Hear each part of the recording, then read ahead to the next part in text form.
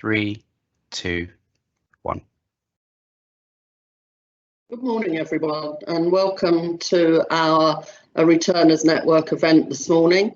I'm Sue Brown. I'm the Managing Director of Real Estate Balance.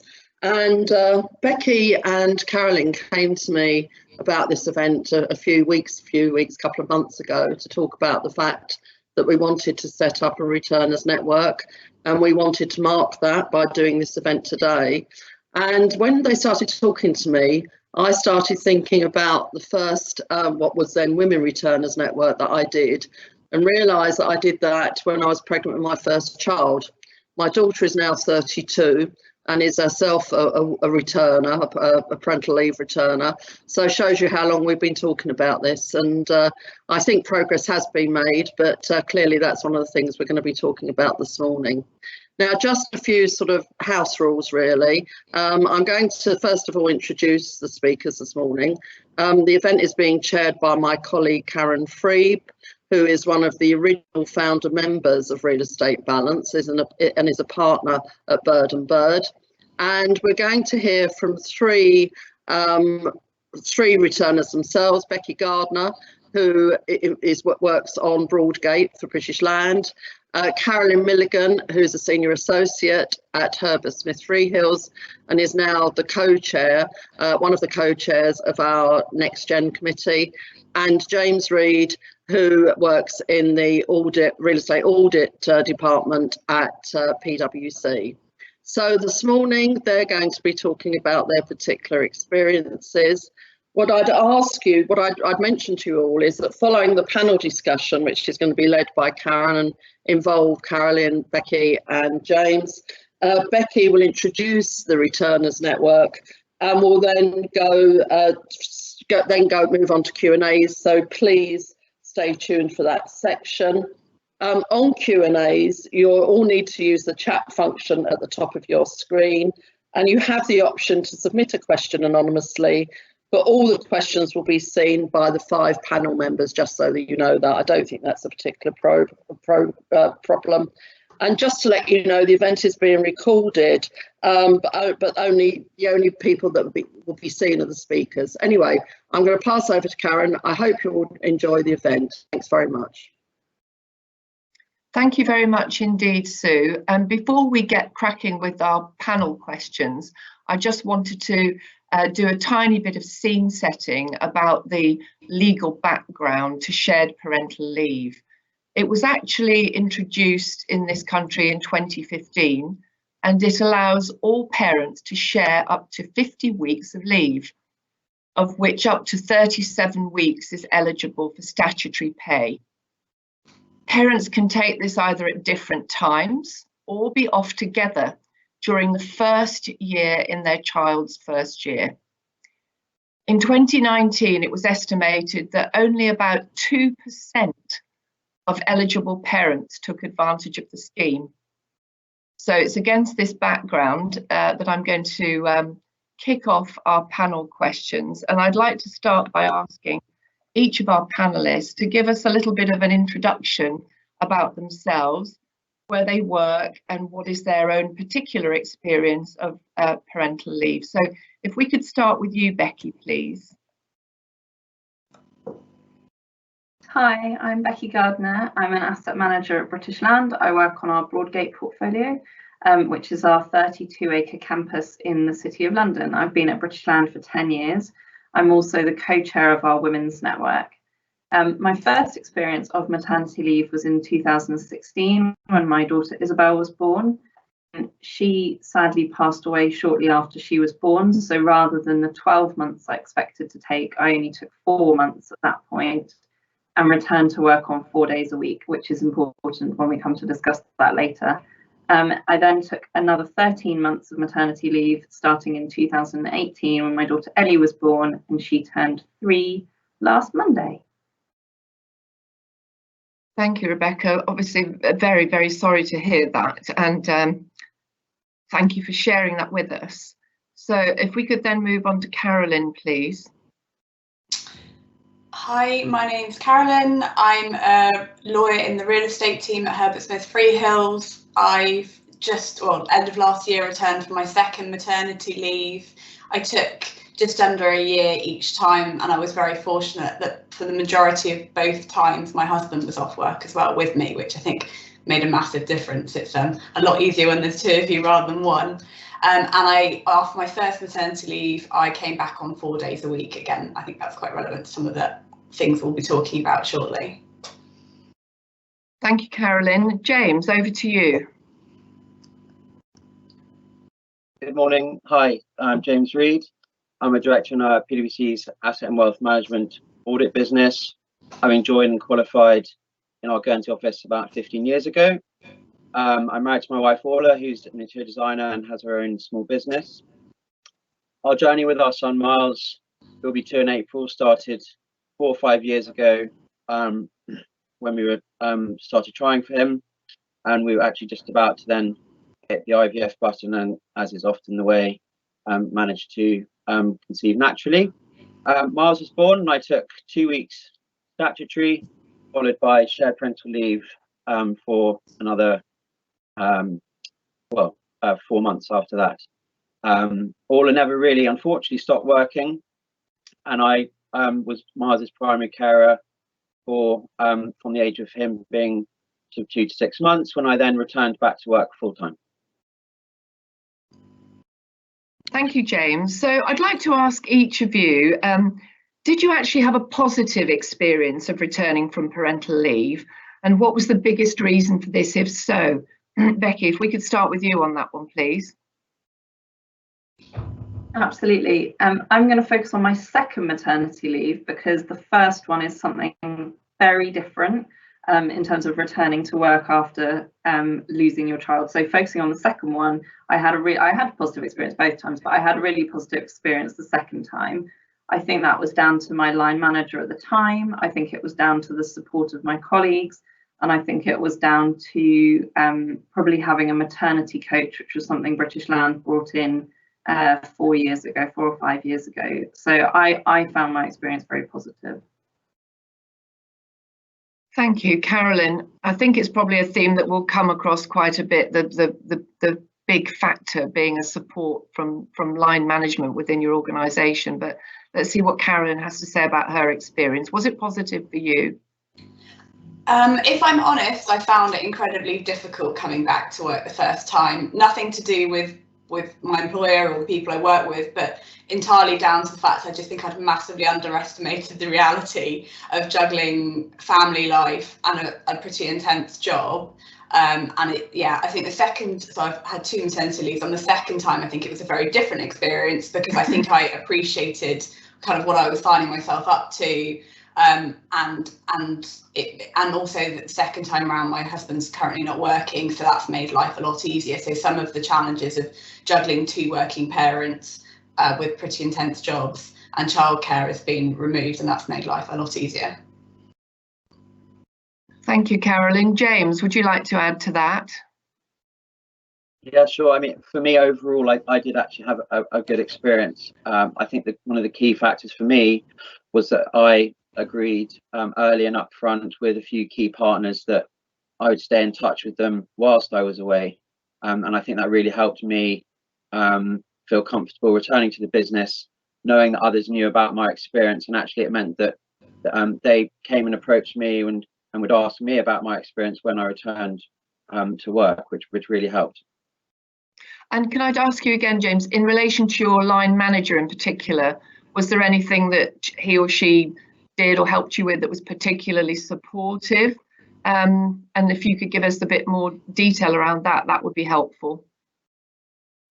Yeah, as I said, I think the main thing was the support that I received early on and encouragement to take the leave, and agreeing with them up front, you know, how that would work, agreeing whilst I was away what worked for me, to stay in touch with them on my terms. So, and look, I know that for some people actually completely cutting all contact from work is actually, they would prefer to, you know, to have that and do it that way. But for me, like I said, we had a couple of sort of almost surreal lunches or walks in the park where I had Miles with me, and you know, not only would they share what's going on in the business, but I would obviously share my experience.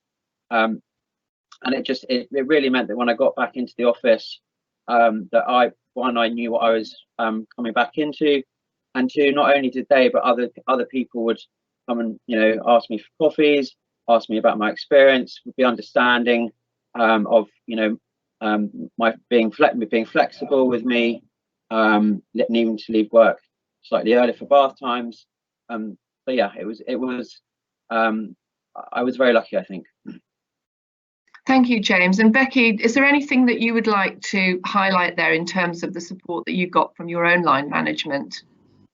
Yeah, I still think line management comes down to, it can be a personality thing. So I think British Land tries to do a good job of training line managers, but we don't do that all the time. And I think, sorry, I think my internet went. I think it's about being able to be open and confident in the discussion with your line manager about how you want to be communicated with whilst you're off, how much contact you want, what sort of things do you want to be contacted about? Do you want to come to the Christmas party? Do you want to be told about every little thing? And I had a really open relationship with my line manager, which really helped that. And he was also very open with me and his experience of managing people on maternity leave before. Thank you. Carolyn, what about your experience there? So I think for me, the biggest support I had was going through the process of applying for part-time working before I came back. Both my line manager and the rest of my team were incredibly supportive, and I think that made a real difference. I was lucky enough to be able to come back on a 4-day week and still keep the 1 day a week that in the past we used to do for agile working. So I think that combination has really helped with juggling work and family life together. And I think it was very much an open dialogue on both sides between me and my line managers, how we made that work in practice going forwards. It's kind of one thing to get the kind of 4-day a week sign off. It's then another thing to actually make it work in practice. And I think he was incredibly supportive through that process. That's very good to hear. Thank you. I think from what all of you have said, the importance of having that dialogue up front seems to be something that's really critical to a successful process on return, making absolutely sure what it is that each individual wants and how they want to communicate with their organisation while they're away. I'd like to just explore really whether you also got any support in particular from elsewhere. Becky, I'd like to come to you first on that. And we've had a specific question in about your reference to maternity coaching. I don't know if you'd like to comment on that at this stage. Yeah, so I was actually the guinea pig for the British Land maternity coaching on my first maternity leave. So we've been doing it since 2016, and we use an external provider. There's a sort of panel of maternity coaches who are mainly executive coaches for women. They don't only work on people going on maternity leave. And what we're entitled to is 2 sessions before you go on leave, 2 sessions whilst you're on leave, and 2 sessions when you return. And I think hands down, it's the single best thing I've done in my career. And it gave me the confidence the first time around, particularly, to leave the business and walk away from a role I'd been doing for 6 years, handing it over to someone and feeling confident to do that, because that's a really hard thing to do. You know, we're mainly focusing here on returning, but that leaving your business or leaving your role can be quite a challenge too. And then having had support meant those discussions about how I wanted to return, on how many days, that I felt more confident. We role played out how I was going to have that conversation with my line manager, and that made it much easier. And then the sessions afterwards allowed me to take stock. Is this working? How am I now fitting a 5-day role into 4 days a week? How am I coping with having to leave early some days to pick up from childcare? And it's just having someone who's external, who can give you a different point of view, I found really helpful. And I think, you know, we've checked with women who have been off on leave, and everyone has said how helpful that is for them. And Becky, is that maternity coaching through the BL policy, is that also available for fathers, do you know? Yes, and that's my poor language. It is parental coaching. So yes, fathers have access to it. I think if we're being honest, I'm not sure whether any fathers have taken it up, but it is there should they wish to have it. Thank you. And Carolyn, have you experienced any equivalent support to that type of maternity coaching, or did you receive any support from elsewhere that you'd like to highlight that helped you? Yes, we have a similar coaching programme so that you can have coaching before you go, whilst you're on leave, and when you come back, and similar thing that it's open to both men and women returning. And again, I have very similar experience of the people who are providing the coaching have spoken to a lot of other people. So lots of their advice is just the practical tips and experience of hundreds of other people going through the process before you. And I think that can be incredibly helpful. I mean, some of the advice in retrospect seems so obvious, but at the time it wouldn't have necessarily dawned on you to ask for it. So things like when you come back to work, making sure that you ask for a pack of documents showing what's changed. So in my case, obviously in the law over the last year or however long you've been off, having informal catch-ups with people in your team to kind of talk you through what's changed. I think that we've also got a couple of other things. One is emergency childcare, so you can take up to 5 days of emergency childcare, and I personally found that was incredible because my children are in nursery, so quite often, well, I think in the first year it's very common for your children to be off sick. You kind of get almost no warning, but you might have something on at work, so having someone who can come and look after them in your own home. Obviously it doesn't work so well at the moment, but hopefully when we're out of the pandemic world, it can be incredibly helpful that there's a kind of backup. I think also for me, I haven't got any close family nearby, so without that, I was having my mum travelling up 3 hours to kind of at the drop of a hat to come and kind of help out in an emergency. So that also made a big difference. And then there was one other thing to mention, which was that within my team there's an informal support network, and again I found that incredibly helpful. We've got a WhatsApp group where people share tips and advice. I think it's a similar idea to what we're hoping to achieve with the network, which is just other people who've been through the same experiences as you, giving their kind of tips and advice, and you pick the ones that suit you and ignore the ones that don't quite apply to your circumstances. Thank you. I think that's a really important point, that ability to have that open dialogue with your colleagues and people who've been through it before, who are not afraid to share their own experiences with you. And James, what would you like to comment on any particular support that was helpful to you? Yeah, I mean, I would agree. And actually, PwC do have use an external provider to provide you with support and coaching before you go away and when you come back. And rightly or wrongly, I didn't actually feel the need to use that because the network that I had within PwC and my business unit, I felt sort of provided enough support for me to kind of be comfortable in knowing, what to do before going on leave and when returning. So I think I was very lucky, and I'm now part of that group. And as Carolyn said, we've kind of continued to find ways to provide that informal support through group, groups, WhatsApp groups, and the such like. I would also say that we also have the emergency backup care service, which was invaluable, and at times when you just needed someone to at very short notice come and look after Miles, for us, neither of our parents are nearby. So yeah, that definitely was something which was very helpful. Thank you. And would you say you had any particular support as a father in this process that was helpful to you? I think that the take-up amongst men is still relatively low. And did you feel there was any particular stigma around you taking up the opportunity of shared parental leave? For me, I was very, as I think I've mentioned, I was very lucky, and I think almost importantly, I didn't necessarily feel like I was any different to a mum going, or mum to be going on leave. And actually, was encouraged to take the leave, and you know, for as long as I needed to.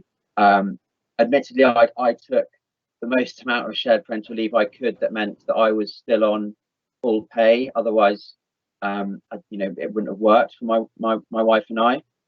But no, I mean, look, I definitely feel like there is still a preconception and a judgment about men taking more than the 2 weeks, and that it should be, you know, the mums that are at home looking after the kids, and also potentially what impact that might have on your career if you do choose to take that extended leave.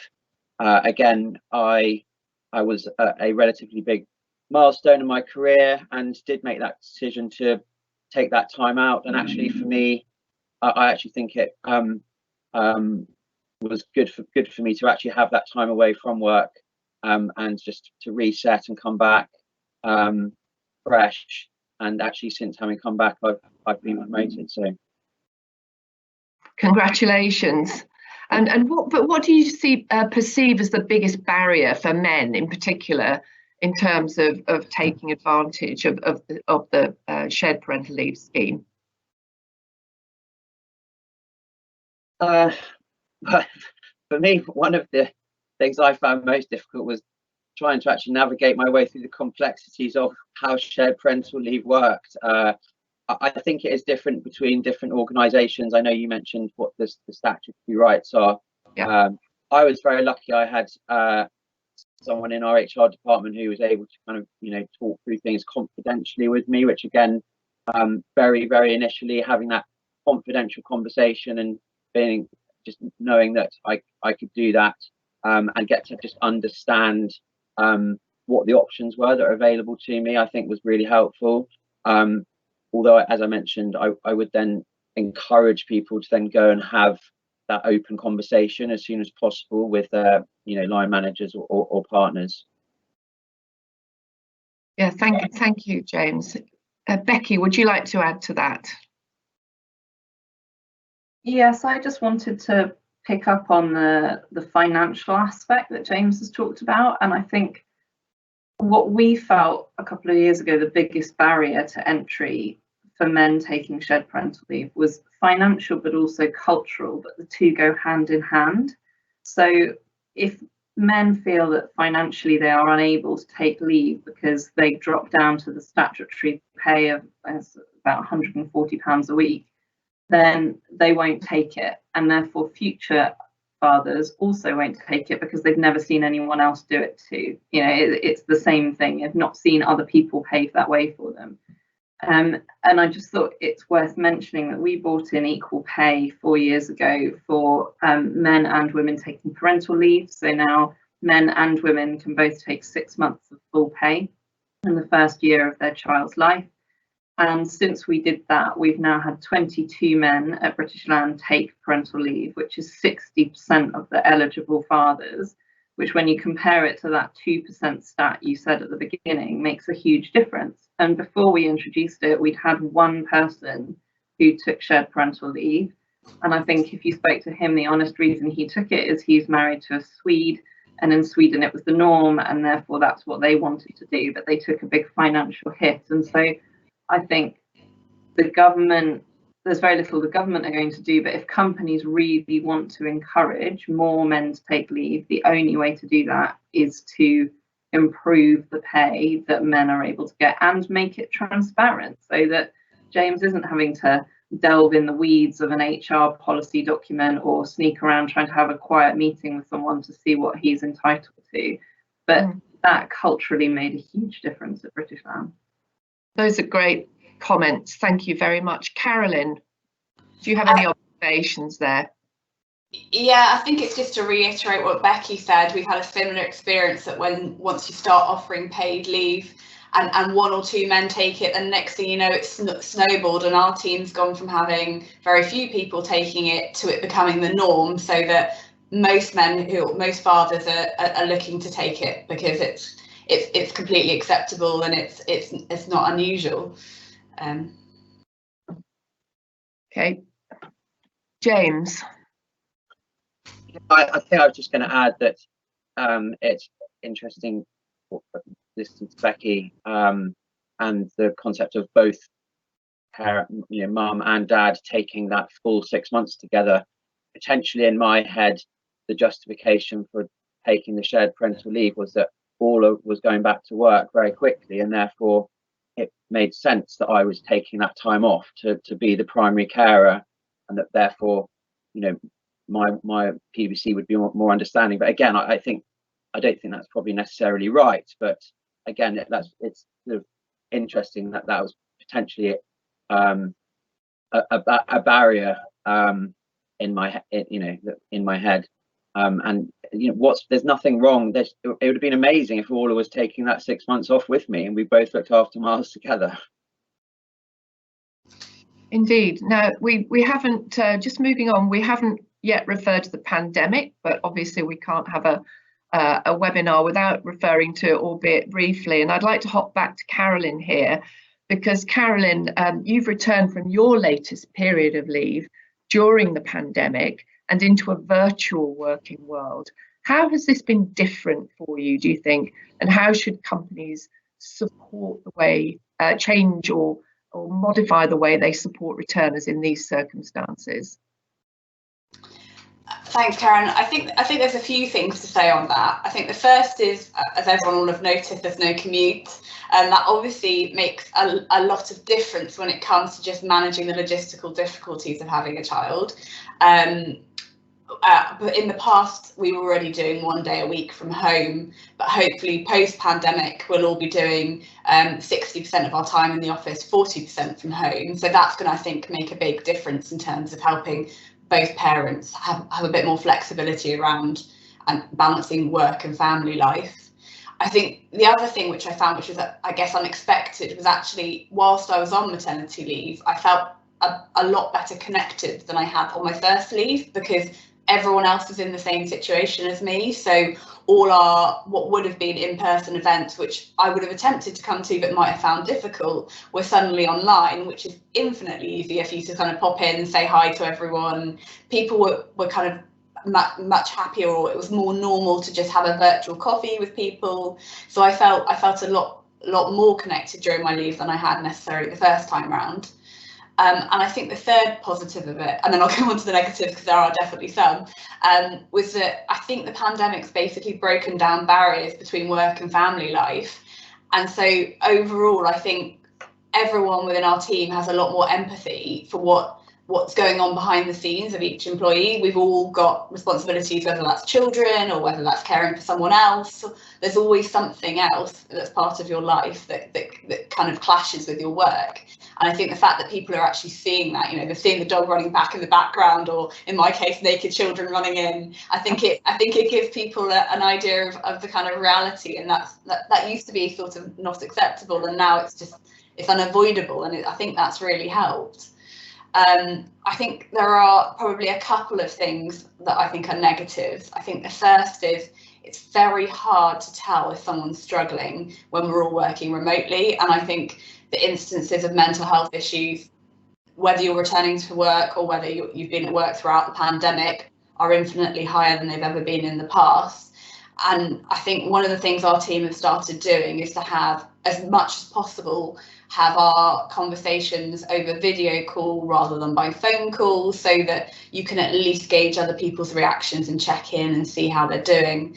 And the other thing we started doing is having mental health champions. So within our firm, there are people who've been trained so that there is an anonymous informal network that if you're struggling, you can call someone and have a conversation. And again, I think that's really helped. I think mental health generally has become something that used to never be talked about, and now it's completely acceptable to say, I'm struggling, I'm finding this difficult. I think that helps everyone, not just people who are returning from work. And there was one other thing to say, which is that I'm very lucky. I haven't experienced it, but I think reading the press, it seems that a lot of women are falling into more traditional roles when it comes to parenting during the pandemic, and lots of the childcare is falling to them. And I think that's going to cause horrible difficulties going forward in terms of improving diversity in the real estate industry. I think it's going to be one of those things that we're going to have to work quite hard to reverse back out of once we're out of the pandemic. Thanks very much, Carolyn. There's some really interesting observations there, very pertinent. And James, I think you'd like to make some comments there. Yes, just to pick up on one really, that I've definitely noticed that people are a lot more open in their diaries with what they're doing when it comes to family life, and you know, rather than it being a private invite in the diary, you actually, you know, it says going for a walk with kids or bath time, which I think just is great. Becky. I've also noticed that, and I think that's great. I was just going to pick up on one of the other things we noticed about people returning from leave in a pandemic, and we started to hear very quickly from our women how hard they were finding it to settle back into the business, and particularly women in Carolyn's position of having done one maternity leave and noticing such a big change the second time that, you know, they might go a month and join a meeting and someone would say, oh, I didn't even know you were back. Whereas obviously in an office that wouldn't have happened, and finding it very difficult to feel like they'd caught up on the business and that they had rebuilt those connections. And that's very hard, and it's on all of us to try and come back with things. We've now got a section in our weekly internal news that not only announces a new joiner, but also announces if someone's returning from parental leave. And then we're also introducing a buddying system, which we didn't have before, which will place those new returners in with a buddy of someone who's back in the business that might just help them to settle back into work a little quicker. But it's definitely something we've had to think about, where we previously thought we were quite good at getting returners back in and making them feel settled. The pandemic has definitely made that more of a challenge. Thank you, Becky. James, I think you have another comment there. Well, so I guess it's linked actually. I mean, I've also noticed a number of women who only sort of 6-7 months into their pregnancy announce or let you know that they're pregnant. And obviously, if you'd been walking around the office, you might have noticed the bump and had that conversation sooner. Interestingly, we're also introducing in our business unit, at least, a buddying sort of system, but actually bring that in before they go on leave. So you know, they can hopefully go with them through that journey from start to whilst they're on leave, if they choose to be, and then obviously when returning. Thank you. We've obviously got a really great spectrum of views from you so far, but I'd just like to ask each of you now, what would be your top tip for employers to deliver best practice in this area? Maybe we could start with Carolyn on that. Thank you, Karen. I think my response to that sort of feeds into the kind of conversation we've had already, which is it's all about asking open questions rather than making often quite well-intended assumptions. But what people need is completely dependent on their facts and their personal circumstances. So whilst in the past we've never felt comfortable asking people about their personal lives, I think you do need an open conversation where you say, what support do you need whilst you're off? What support will you need when you get back? What are your career aspirations when you're on leave and afterwards? And I think, particularly on the last point, I think there's often an assumption that women who are going on maternity leave or coming back to part-time hours, that means that they aren't so committed to their career or they might want to take a break. I think rather than making that assumption, it's important to say, what do you want to do? And I've recently had experience of 2 of my friends being promoted to partner, both one at Herbert Smith Freehills and one at CMS.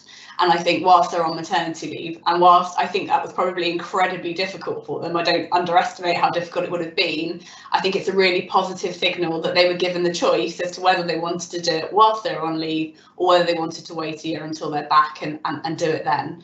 But I think things like that, I think, are making a big difference. I was smiling to myself there when you said you need to ask people what they'll need. And I was a partner when I took my first maternity leave, and I remember saying, well, if you'd like me to work, please could I have a fax machine And my employer at the time said, no, you can't have one, that's much too expensive. So I managed to work during my mat leave because my husband's firm gave me a fax machine that I was able to communicate with my clients on. So very changed days, which is a really good thing. James, what about your top tip for employers? I mean, it's linked with Carolyn's, I think, and it really is having that open conversation as early as possible, and well, allowing the mother, father to feel like they can have that open conversation about what ideally they want, and then hopefully finding a way that means that it works for you, and not just focusing on what that means with regards to how you manage them going on leave, but actually looking ahead and what it means whilst they're on leave, and obviously linked with the event, you know, helping them when they return to work as well. Thank you. Now, I think I'll always now, James, have this lovely vision of you walking through the park with Miles strapped to your chest while chatting about your about work and your future, which is a really nice sort of picture to have, actually. Becky, top tip for employers? It will come as no surprise given what I've said about it, but I think maternity coaching, if you have the ability to bring in external maternity coaches, I think that gives parents the support to hit the ground running. So there's a business benefit too. People are more productive earlier. They can help realise their career aspirations. They can come back and feel a lot more settled in the workplace. Now, I recognise that there's a cost that comes with that. And so I think if external coaching isn't possible, then some sort of mentoring or buddying system that does some of those sort of coaching elements, provide someone with a sounding board, but without having to pay for it. I think having that at the very least is really important. Or even better than mentoring, in my view, is this sort of championing. I think there's a Harvard study that was published quite a few years ago that shows that if you have a champion attached to you who can sit in board meetings or departmental meetings and say, have you thought about this person for this role? And being very proactive in promoting and supporting you. I think that's one of the most important things, certainly in my experience. Can I just stay with you there, Becky, and ask you for another top tip, which is what would be your top tip for those audience members who are returning from leave? I think mine would be to be really open with people, and we've talked about employers having open conversations, but I found when I first came back, I felt really embarrassed about the fact I'd been out of the business for 13 months and I didn't really know what the latest market trends were because I wasn't reading the property press when I was off on leave, and I didn't know about the latest transactions, and I almost felt like I couldn't admit that. And then I realised that actually, if I just invited a few people out for breakfast, because who doesn't love a breakfast in a normal world, and said, you know, can you tell me what you've been doing? What's been going on? People were so open and so willing to have that chat and understood that I'd not been around. And of course I didn't know what was going on. And once I got over that barrier and done it a few times, that caught me up quicker than trying to wade through a research document or look back over file notes. That's a really fantastic tip. Thank you. James, top tip for returners?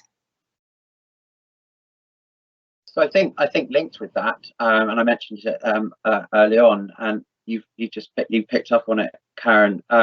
It was staying in touch with a couple of key partners that I worked with, and therefore just keeping in touch with what was going on in the business, but also knowing what I was coming back to and having that conversation, which just relieved that anxiety and also gave me an opportunity to introduce them to Miles and show them that I was really doing it, and you know I was really proud of that experience.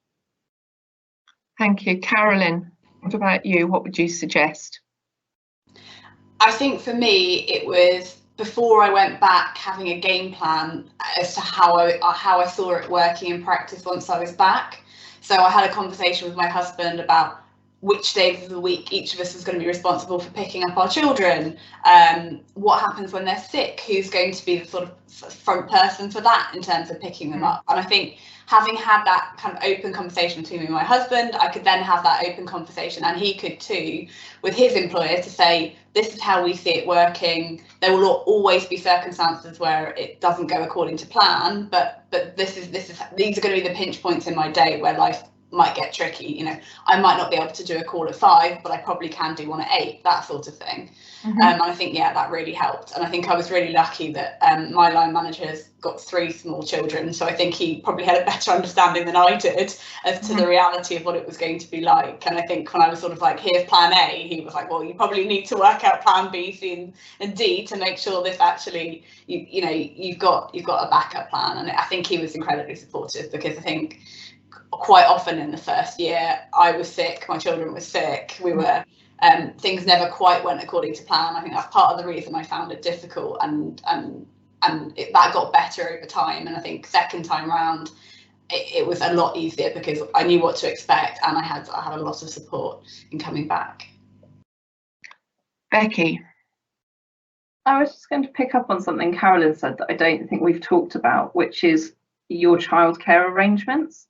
And it's not spoken about much. And I remember being in a right tiz about what I was going to do with Ellie, because we live in southwest London, and people tell you if you didn't register your child 5 years before they were born, then how on earth are you going to get a nursery place? But we did.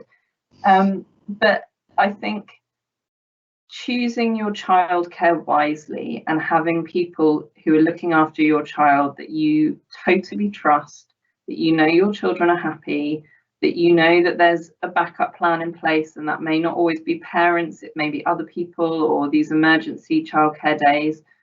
I think that makes a really big difference to people being able to return confidently, because I can, in normal world, leave the front door and not then worry about Ellie and where she's in childcare and what's going to happen, and think, oh gosh, you know, what if, oh, my nanny's really unreliable, she might call in sick. And I think it's not spoken about much, but it is important.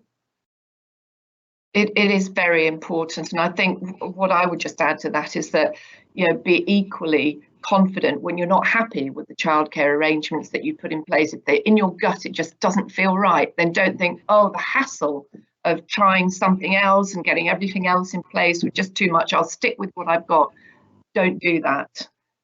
Your instinct is usually right in those circumstances, and you know, make the change. It will always be for the best. A new broom will always sweep the cleanest in those circumstances, I think. We've got at least one great question already in our Q&A that I'd like to come on to in a moment.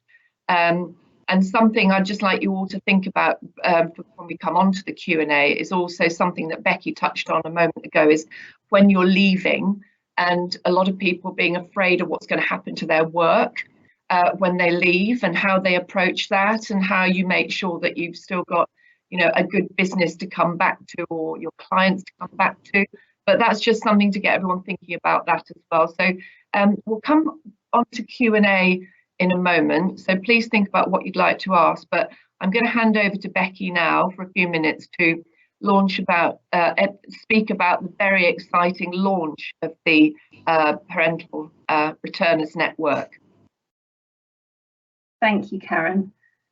This is something we're really excited about. It's the first time we've done anything like this in the industry, and I think when we've been prepping for this event, we've all been acutely aware that the three of us work for very big businesses with lots of people before us who have taken parental leave and networks around us, but we also know that not everybody has that. And so what we want to create is a network of parental returners within real estate who want to lean on each other for support, who want to talk about issues we've spoken about. How do you talk to your line manager about working less days a week? Or, oh gosh, I don't think my childcare situation is working out. What have you done about that? And also just being able to build a network. Returning from work can be, or returning from leave can be, a knock to your confidence. And so being able to step into a group of 5 or 6 others at the same life point as you, and just, you know, meeting 5 or 6 other people in real estate in a really safe space, we think is really exciting. So off the back of this, a LinkedIn page will be going live. That will be the home of our network. It's a space for discussion. It's a space for connecting with other people outside of the 5 or 6 people you're in a group with. That will go live. We will then get in touch with everyone who's registered so far. And then if you want to be a new register, you can either get in touch with Real Estate Balance or join us on the LinkedIn page. We will have an event in 2 or 3 weeks' time. That will just be a quick 5-minute intro, and then we'll split you out into the first of your sessions. So 5 or 6 people just getting together virtually and having that chat. We will provide a short 1-page document, I guess, on rules of engagement, suggested topics, how often we think you should meet.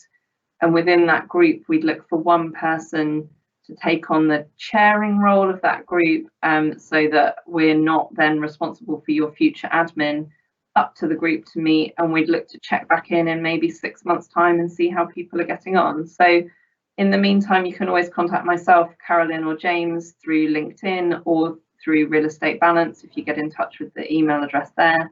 And we really look forward to launching the network in a couple of weeks' time.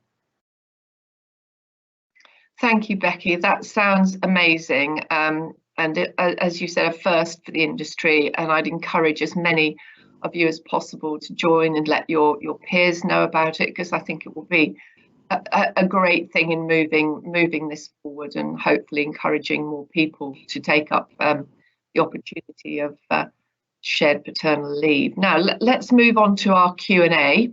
We're hoping for lots of lively questions from our audience today, and we've got a really great question to kick us off, which is, how do you feel you are able to be with clients about working a 4-day week or working flexibly in some way? And our questioner said, I find it hard to say I don't work Mondays until I know the client very well. So I tend to phrase it as, I'm out of the office on Monday, as if it's ad hoc rather than a permanent arrangement. But I feel that this is awkward. I'm not at all surprised by that question. It's disappointing that in this day and age, we still have people who are worried to say that to clients. But what would be your observations or advice to that particular individual? And Carolyn, would you like to? Yeah, I can say that I totally and utterly sympathise with that. I've had similar feelings about it. That is it something you should be publishing, or is it something that you sort of do closet behind the scenes? And my views changed over the last few years. I think when I started as a 4-day a week, I felt like I couldn't necessarily say that was what I was doing. But I think the lockdown again has really helped with that. So now I have an out of office which says, for me it's Friday. Friday is my non-working day. It feels like a small step, but to me it's quite important, because it's being honest with people, and no one has taken issue with it at all. I think it's one of those things that it might actually be an internal concern rather than something that people reflect back at you. So I've had no client has ever said this is unacceptable or anything else. That people have generally been quite supportive, and I think the more you talk about it, the more people you find who are in similar positions. And again, at the moment, I think so many people are working not 9 to 5, they're trying to juggle homeschooling with working, that I think it's a really good time for people to be sympathetic with the reality that not everyone works 9 to 5 days a week. Thank you. Becky, do you have anything to add to that? Yes, I think I have 2 experiences. The role I did before, an asset manager, I was head of office analysis, and it was a very internal role. So I never had the pressures that the person's asked about here, or that Carolyn has in terms of external clients. British Land is the client, and that definitely made it easier, because I was just telling my colleagues that I wasn't available. I also at that point ran a team, and so I knew my team were incredibly capable, and anything on that Friday that I didn't work, they would pick up. And I think it's worth saying when I first dropped down to 4 days a week, I didn't have the childcare responsibilities. And so I actually found that a little bit harder to stop myself from working, because I took that day off for my mental health and to be able to recover from losing our daughter. But the temptation to log into a call was always there. I've actually found it easier since having Ellie to say, I'm sorry, I have a 2-year-old at home. There's no way I can join a call. Yeah. And in this role as an asset manager, I obviously now do have, would we call them clients, but all my occupiers. And I, like Carolyn, have a very open out of office that says, I do not work on a Friday, I'll come back to you on a Monday. And I know that if I'm in the middle of a deal, there's something really urgent, I'll watch out for the call. But other than that, I tend to try and make myself unavailable because I'm not paid to work on that 5th day. And I want to be very clear that I'm not available. And I think that helps. If you're working 4 days, be clear that you're working 4 days. If you start to let the odd call drip in, other people don't know where they stand with that. And that's harder for them to manage as well. Yeah, that's always a challenge, isn't it? I'm keen to get through as many questions as possible, but we are getting quite a few questions in about the 4-day week. And I when we were having our prep session, I think I said to some of you that, you know, a lot of people are afraid that if they decide to work flexibly and go to 4 days, they will end up being paid 4 days for 5 days work. And we have a specific question here about for those of you who dropped down to 4 days after returning from parental leave, how often did you end up working, or how often do you end up working on your day off when things get busy? I'm happy to answer that one first. I think the honest answer is the first time round I had full childcare responsibility on a Friday. That made it impossible. So actually, that, like Becky said, that was actually very helpful because I attempted to do calls with a screaming child, and it wasn't workable. So I think that really helped the first time round. I think this time round I've been lucky that I've got the flexibility as to whether or not I work on a Friday because my husband's available to look after the kids if necessary, and I have found that harder. And what I found this time round, but it's what I've done it because it suits me rather than the other way around, is that quite often I'll work a Friday and then I'll amass those and then take a chunk of holiday or unpaid leave, paying days in lieu to kind of compensate for that. Because for me, 4 day a week I don't need to have it every Friday. What I want is more time with my family than I would have if I had a 5 day a week job. So for me, that works.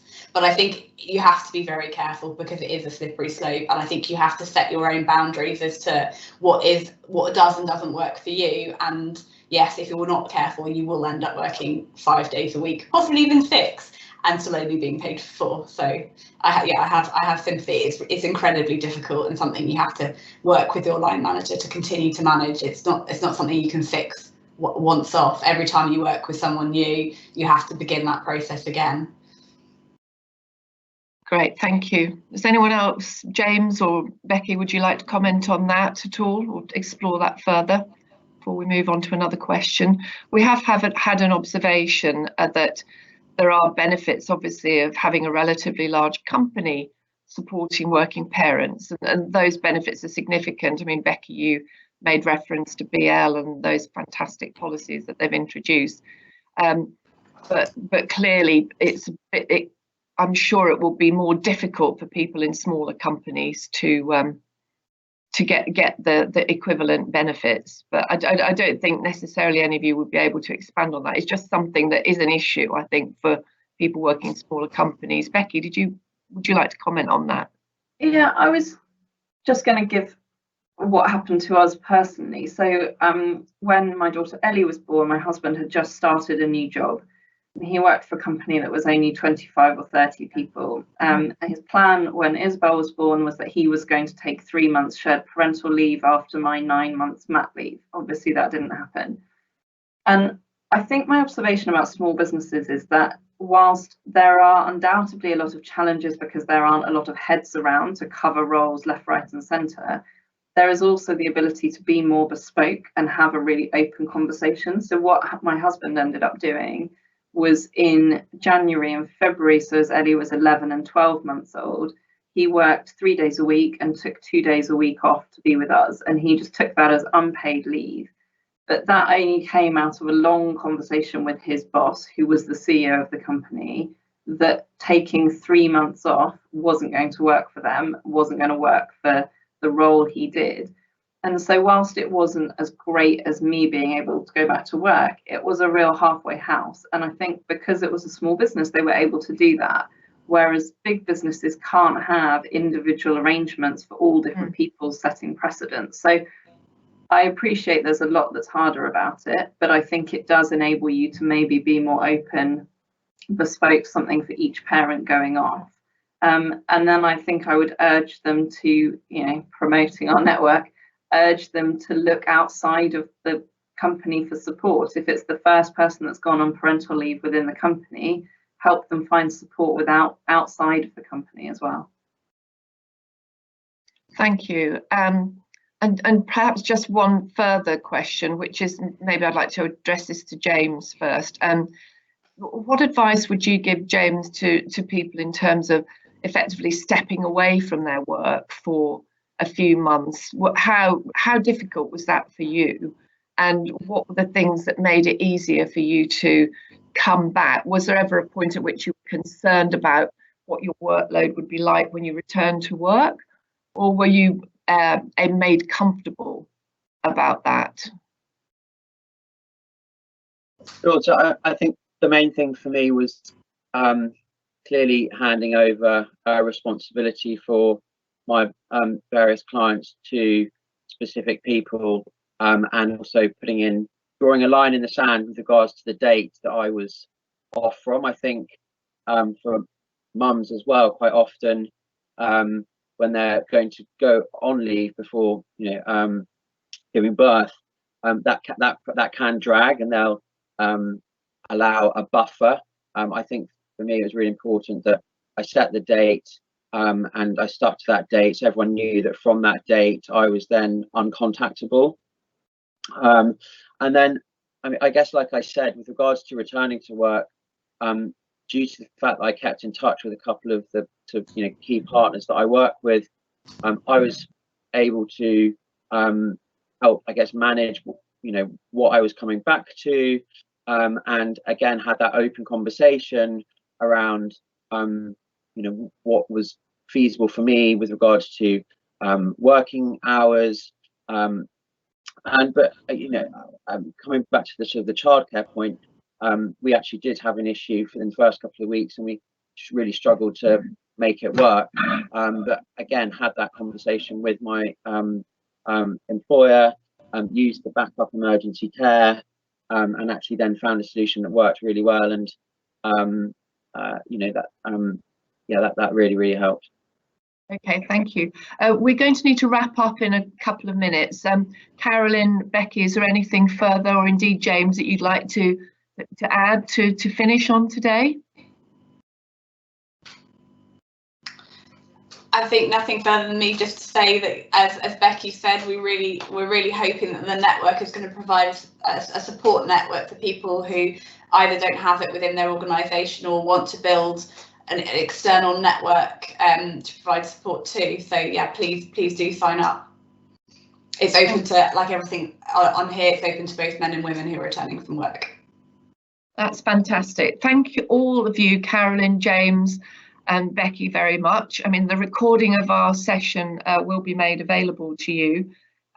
Some of the key things that I picked up from what you've all been saying today are the importance of upfront communication, the value that those of you who've had the benefit of it, of maternity coaching, that really came across very strongly. Strong support from your line management as being key. And Becky, one of the most important things I think what you were talking about was the financial and cultural implications, and how important it is for men to be given equal pay. And also, Carolyn, a point you made about mental health issues in the workplace, especially now, and the importance of having champions and the buddy systems and how successful those have been. So hopefully we'll capture all of those particular concepts on behalf of our Real Estate Balance members. But thank you again, and thank you very much to our audience for dialing in to our session today. Thank you. And thanks to British Land for actually hosting all this and getting all the technology sorted out. So thanks very much indeed.